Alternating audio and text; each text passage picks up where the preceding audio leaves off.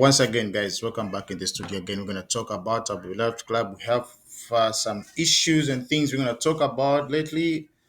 It's just so frustrating. Our team is not doing fine, and we're not even doing fine even on transfers. Actually, we're not even doing fine. So it's quite of hectic. What the fans want is not what the owners want. The owners have the different vision, and the fans have the different vision. I wish in new Ace we had a very strong base, a community base, fan base for Chelsea Football Club, whereby we can be able to contribute and voice out whatever we have to talk about, whatever is going on within the club. Unfortunately, only those who are in UK are in the community base for the Chelsea Football Club are able to voice out as the community members. So it's unfortunately things aren't working out right for now. Chelsea spent a lot of money, like 1.5 billion. Yes, 1.5 billion. The one which Gary Neville called as it's a 1 billion bottled club squad. So, as a Chelsea fan, I myself, I'm not happy with my club. These are one of the useless owners I've never seen. Toddy BOELY and Clearlake. They are one and only useless owners I've never seen. Abramovich rule was better than this crop of guys. One thing you should understand is that Toddy BOELY and Co. They are not there to make the fans happy. They're not there to entertain the fans. You know, if you're watching soccer and from the time you started supporting Chelsea, you say supporting Chelsea because you love the way Chelsea play. You love the culture for Chelsea, the colors, atmosphere, the kind of players they sign, the tournament they've been participating to, and the trophies they've won. It's all combined of everything. That's what makes you love the team. We had Roman Abramovich who used to spend on each and every position. I'll give you the example like from today. Manchester City were not doing fine. We know lately, previous 10 games, they won like only 2 or 3 games before they played us. But Man City have recovered since January. What have they done so far in January? They had some weaknesses where the Guardiola has strengthened his squad from. They didn't just sign players from anywhere. They signed a midfielder, a defender, and a striker. They needed some strength and someone to help Haaland on top to ease the pressure for him. Like Mamouche, who played against Chelsea, he was very fantastic. You can see that he's an electric player who has provided something in Manchester squad. Though the young boy, he's just a 20-year Abdul Karim. I think he's just a young boy. That's what this first game. I think it was a mistake. They threw him into the game, a big game like for Chelsea. Yes, he had some blunders, but believe me, the boy afterward he was getting some confidence until they substituted him. Believe me, that boy is gonna become good. But Chelsea, we have the problem. Back to our club, we have the problem, and we've seen that overall the problem we had was the goalkeeper and the striker. We have too many defenders. They signed too many fringe defenders. Now they're failing to get rid of them. I'm going to talk about today's transfers, those who are leaving and those who are coming back to the club. There are so many things we're going to talk about that because we have some players Chelsea bought, they become fringy, they're no longer using them. So what's the point of having those players? Now Chelsea are there buying wingers targeting young defenders, for example, 17 years, 16 years, 18 years old young defenders. They are being targeted so that they should play for the future. But unlike for now, yes, things won't turn out the same because we are buying players who will be ready in the next 4 5 years. The only solution Chelsea they were supposed to have right now, they were supposed to buy a striker to help Nicholas Jackson fight off the space, fight off the competition, help the club score goals, assist, and do many things for the team. It's what they're supposed to strengthen it. I thought this January, Chelsea are targeting unnecessary players. Yes, I call them unnecessary players because those players, they are not our target. They are not current and emergence players to help the squad. We need emergence players to help the squad. Chelsea are supposed to buy a striker. Nicholas Jackson has gone like 8, 9 games. In 9 games, he has scored maybe only one goal. For a striker, you expect to be on top four. We are, as long as we have Jackson, we are still sliding. We are going back where we were last season in the mid-table or fighting off the third part of the table. Where Manchester United are, that's where we are going. Because we are not scoring goals. We expect Cole Palmer to be winning us games. A one player who's not even a striker. It's a shame. Chelsea owners, they know the problem, but they're too stingy. They don't want to use the money to pay good players. They want to use fringy players like Nicholas Jackson, who has never played in a recognized academy. That's why I love what John said this afternoon. He said Nicholas Jackson, he's three, 4 steps ahead of himself. That level where he's at Chelsea, he was not supposed to be there. He never played in a recognized academy. He was never taught how to shoot, on how to coordinate, on how to finish up. He's learning just right there at the moment. It's like training on job. He's learning while he's playing for Chelsea. He was supposed to be playing for reserve team, be Chelsea. Or he was supposed to be on loan in Championship or in France, the lower division, or being taken to Strasbourg. But he's the main striker. Just imagine a player like Nicholas Jackson. He should replace J. Drogba. He should replace Anelka. It doesn't make sense. So Toddy BOELY and Co. They're just one of the useless honors I've never seen. And believe me, we'll keep on crying until those who are based in London, they should protest. They should tell the owners they need to balance up the squad. It's not an offense buying up a young squad, young kids, talent for the future. Yes, it's not an offense. It's not an offense, but you need to balance up. You need to get result instantly. As fans, why are we supporting Chelsea? What's the benefit? Should we be happy after 4 years or 5 years? No. We contribute to the fan base. We watch the game. Here in US, we pay pay-per-view just to watch the game. We pay like $10, $15 per game. It's not like in other countries whereby you're gonna pay like $50, you're gonna watch the whole season. It's not like that. I'm paying 15, $10 just to watch one game. When the game finishes, within 12 hours, 24 hours, the channel closes. They wait for you to subscribe again. It's like going to the cinema. You go watch the movie, you pay, you purchase the ticket. That's what we do. Then what are we doing that for? We love Chelsea, we love entertainment. Chelsea, they need to give back entertainment to the fans. It's not all the fans are watching soccer for free. And believe me, few people are watching soccer for free. Because whatever you stream in whatever country you are paying. You use the data, the bundles, the internet, Wi-Fi. You are paying for that. You're not doing that for free. So they need to consider that the people are putting on their time, their money, energy just to watch the team, but not to watch the team always losing the game, disappointing. It's entertainment. We're paying for entertainment. Tell you, boy, they shouldn't just be pocketing tickets money and TV rights money, revenues in their pockets. they shouldn't take us for granted. We, the fans, we need to see the serious Chelsea we used to be.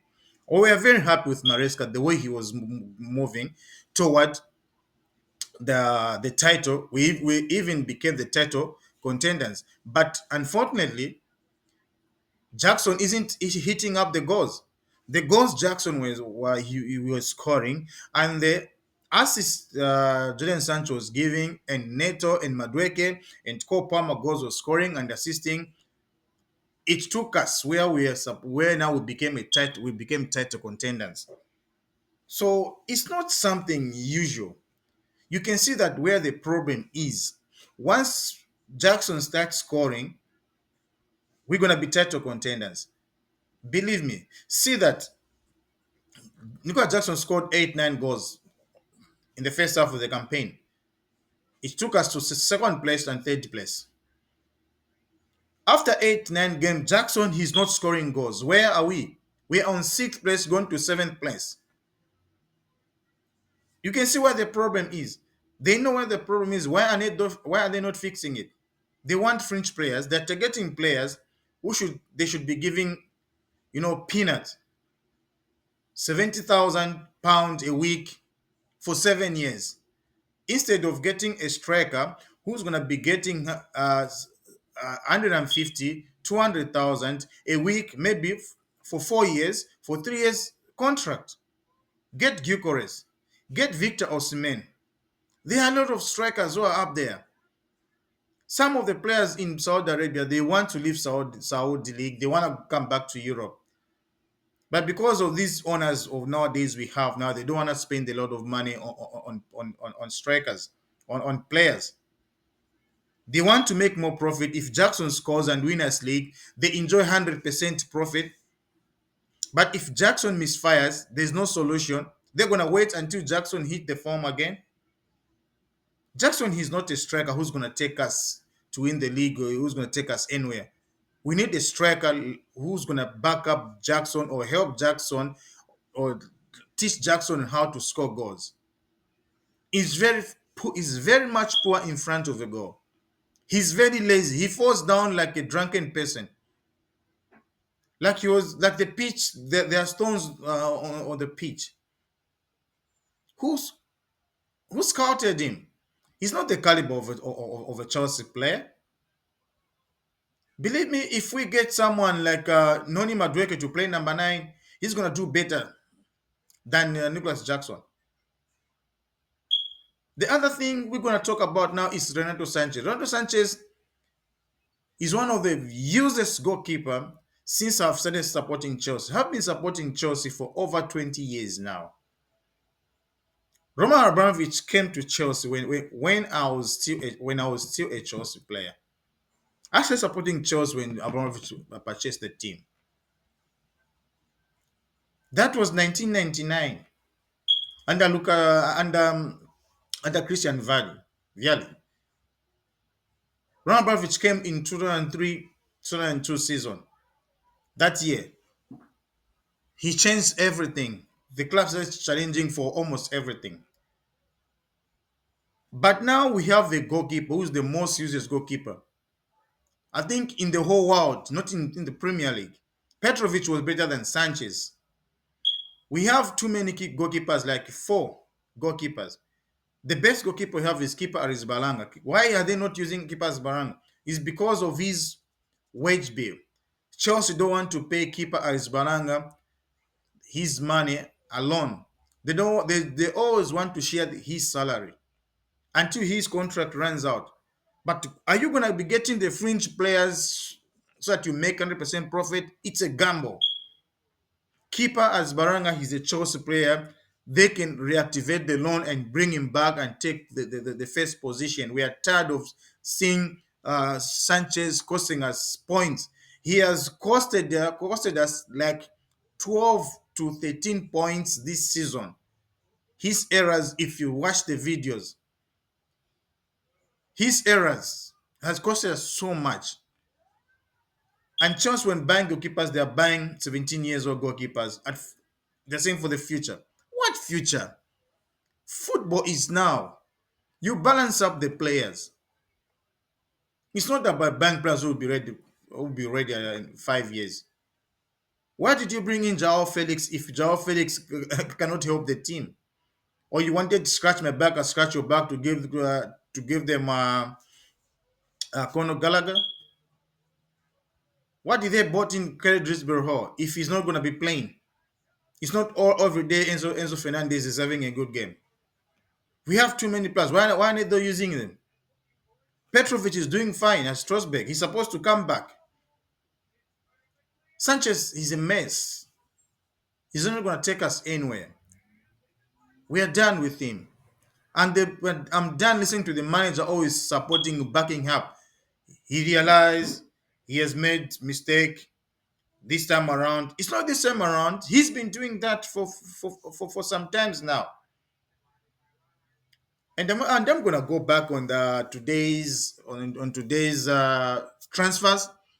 Renato Vega, he's moved to Juventus. He has now completed it after the medicals. The move to Napoli on the loan, it's now official. Yes, he has gone. We don't know who's gonna replace him. Maybe they call it that Trevor Chalmers as a replacement, but he's gone. We have only one left back now. Marco Correa, if he gets injured, we don't know who's gonna play on the left back. And we have the most useless defender again, who is not talked about. It's like they are scared because of his identity, because he's British. Levi Colwell, he's one of the useless defenders. Tosin Adabio, he's a better defender than Levi Colwell. Believe me or not. Check the statistics. The guy is very slow. He's idle. He's more like a shadow of himself. Liverpool wanted him, they would have let him go. He doesn't do anything. How many interceptions has he won? How many tackles has he won? A defender who cannot make a sliding tackle. What kind of a defender is that? He's one of the useless. They don't talk about him. He's making other defenders look bad. Get rid of him too. I've never seen. Josina Adabioro at Chelsea this first season, he has more impact than Levi Coelho, scoring goals, threatening, making tackles, winning the duels. Levi Coelho is one of the useless defenders I've seen now. He's quiet, hiding from the media, doesn't face the media always. He doesn't want to get criticized. So now Chelsea, who are they targeting? The wingers, the midfielders. They're targeting. They want to talk about John Duran because Aston Villa. They want to get Disasi. So Disasi is almost close, like joining Aston Villa. They can't give us John Duran. We had the chance in the summer, last summer.